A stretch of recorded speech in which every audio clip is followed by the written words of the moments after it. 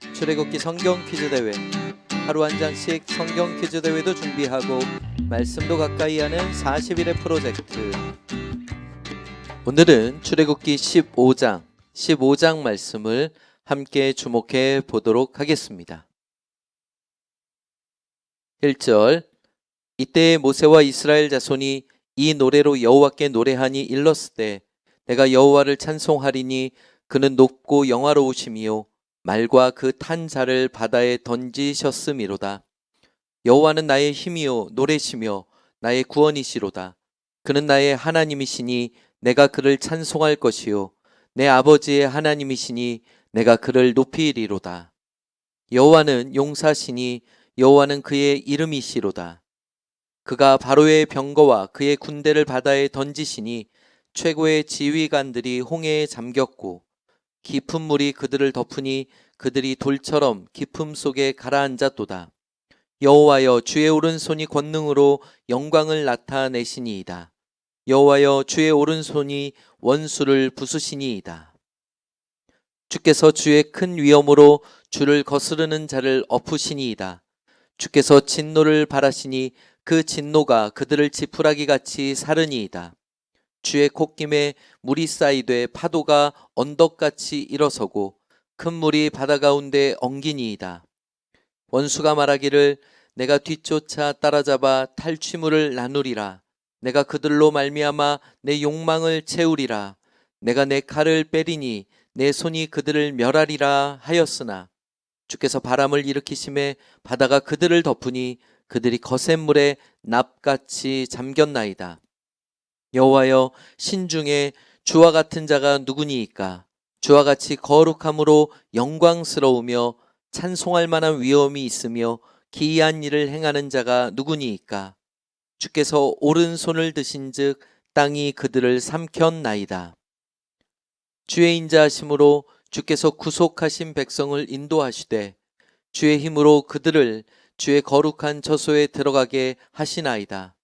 여러 나라가 듣고 떨며 블레셋 주민이 두려움에 잡히며 에돔 두령들이 놀라고 모압 영웅이 떨림에 잡히며 가나안 주민이 다 낙담하나이다. 놀람과 두려움이 그들에게 임함에 주의 팔이 크므로 그들이 돌같이 침묵하여 싸우니 여호와여 주의 백성이 통과하기까지 곧 주께서 사신 백성이 통과하기까지였나이다. 주께서 백성을 인도하사 그들을 주의 기업의 산에 심으시리이다. 여호와여 이는 주의 처소를 삼으시려고 예비하신 것이라. 주여 이것이 주의 손으로 세우신 성소로소이다. 여호와께서 영원무궁하도록 다스리시도다 하였더라. 바로의 말과 병거와 마병이 함께 바다에 들어가매 여호와께서 바닷물을 그들 위에 되돌려 흐르게 하셨으나 이스라엘 자손은 바다 가운데서 마른 땅으로 지나간지라. 아론의 누이 선지자 미리암이 손에 소고를 잡음에 모든 여인도 그를 따라 나오며 소고를 잡고 춤추니 미리암이 그들에게 화답하여 이르되 너희는 여호와를 찬송하라. 그는 높고 영화로우심이요 말과 그 탄 자를 바다에 던지셨음이로다 하였더라. 지금 14장에서 하나님께서 홍해를 가르시고 추격하는 바로의 군대로부터 이스라엘 백성을 구원하셨습니다. 그 구원을 경험한 이스라엘 백성이 하나님을 찬양하는 그런 모습이 1절부터 21절에 기록되어 있습니다. 이렇게 정돈할 수 있겠습니다. 하나님의 놀라운 구원 역사를 체험한 후 홍해를 건너게 하신 거죠. 또 추격군 바로의 모든 군대가 홍해 바다 가운데 수장 몰살되는 것을 직접 바라보게 되고 모세는 노래를 불러 하나님을 찬양합니다. 모세의 누이인 미리암도 찬양하지요. 함께 여인들과 미리암을 선두로 이스라엘의 여인들이 함께 손에 소고를 들고 춤을 추면서 하나님을 찬송합니다. 우리의 삶에서도 하나님께서 행하신 놀라운 일을 경험하고 나서 우리가 그 하나님께 영광을 돌리는, 하나님께서 하셨습니다, 하나님께서 이렇게 하셨습니다를 우리가 꼭 잊지 않는 그런 믿음의 고백이 우리의 삶에 가득했으면 좋겠어요. 계속해서 22절 말씀을 보겠습니다. 모세가 홍해에서 이스라엘을 인도하매 그들이 나와서 수르 광야로 들어가서 거기서 사흘 길을 걸었으나 물을 얻지 못하고 마라에 이르렀더니 그곳 물이 써서 마시지 못하겠으므로 그 이름을 마라라 하였더라. 홍해를 건너고 이제 수르 광야로 이스라엘 백성이 들어오게 됩니다. 이제 추격하는 애국 군대도 없고요. 조금은 여유로운 걸음을 걸어갔겠죠. 그런데 하루를 걷고 이틀을 걷고 사흘째 3일 동안 걸어갔는데 물을 얻을 수가 없었던 거예요. 애굽에서 가져온 물도 다 떨어지지 않았을까요? 물이 없어서 너무 괴로운 이스라엘 백성이 어떤 한 곳에 이르러서 물을 발견합니다. 정신없이 달려가서 물을 먹었겠죠. 그런데 그 물이 너무 써서 도저히 마실 수가 없었던 것입니다. 그래서 마라라고 이름을 지었는데요. 물이 쓰다, 쓴물이라는 그런 뜻을 가지고 있는 의미로 그곳 이름을 마라라고 칭하였다고 합니다. 24절 백성이 모세에게 원망하여 이르되 우리가 무엇을 마실까 하매 사흘 전만 해도 놀라운 경험을 하고 하나님을 찬송했던 그 백성이 이제 찬송은 사라지고 금세 원망으로 바뀌어서 모세를 향해서 그렇게 불평하는 모습을 볼 수 있습니다. 네, 계속해서 볼게요. 25절 모세가 여호와께 부르짖었더니 여호와께서 그에게 한 나무를 가르치시니 그가 물에 던지니 물이 달게 되었더라. 거기서 여호와께서 그들을 위하여 법도와 율례를 정하시고 그들을 시험하실세 이르시되 너희가 너희 하나님 나 여호와의 말을 들어 순종하고 내가 보기에 의를 행하며 내 계명에 귀를 기울이며 내 모든 규례를 지키면 내가 애굽 사람에게 내린 모든 질병 중 하나도 너희에게 내리지 아니하리니 나는 너희를 치료하는 여호와임이라. 모세가 하나님께 간절히 부르짖습니다. 하나님께서는 한 가지 방법을 알려주시고 그 방법을 통해서 쓴 물이 단물로 변하게 됩니다. 모세에게 한 나무를 가르치시고 그 나무를 물에 던지라고 하시죠. 모세가 하나님 말씀에 순종했더니 물이 달아진 거예요.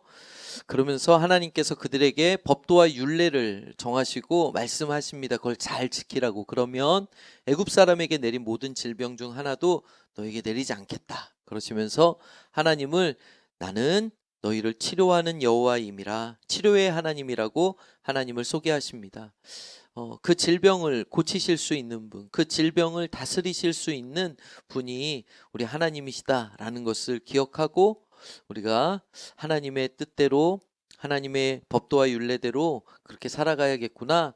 그런 그 중심을 지킬 필요가 있겠어요. 하나님께서 지금 그것을 교훈하십니다. 27절 그들이 엘림에 이르니 거기에 물샘 12과 종려나무 70그루가 있는지라 거기서 그들이 그 물 곁에 장막을 치니라.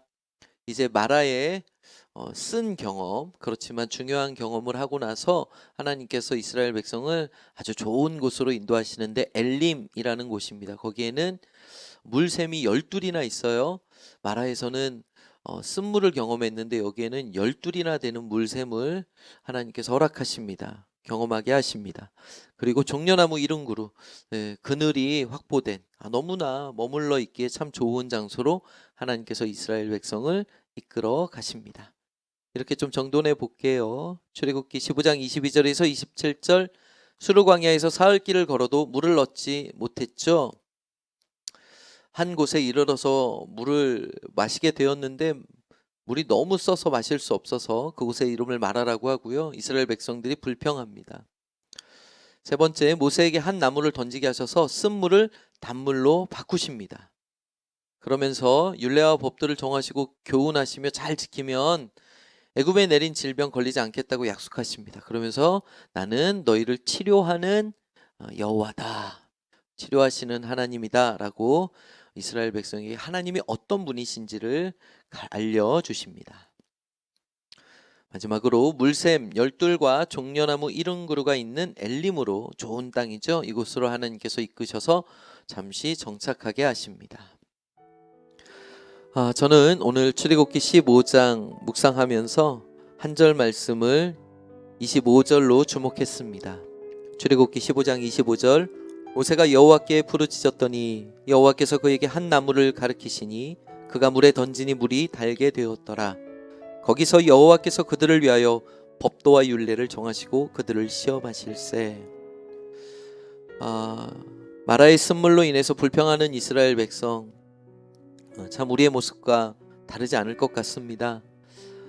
얼마 전 홍해를 건너게 하시고, 그래서 그 홍해를 건너게 하신 하나님을 찬양했던 이스라엘 백성이 사흘을 견디지 못하고 당장의 눈앞에 불편함으로 인해서 하나님을 불평하는 모습을 보게 됩니다.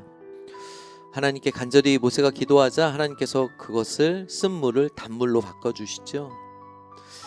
그런데 저는 이 말씀에서 25절 말씀에서 쓴물이 단물로 바뀌는 그것도 놀라운 경험이지만 우리가 주목해야 되는 부분은 25절 중간 이후에 있는 이 내용인 것 같아요. 거기서 여호와께서 그들을 위하여 법도와 율례를 정하시고 그들을 시험하실세.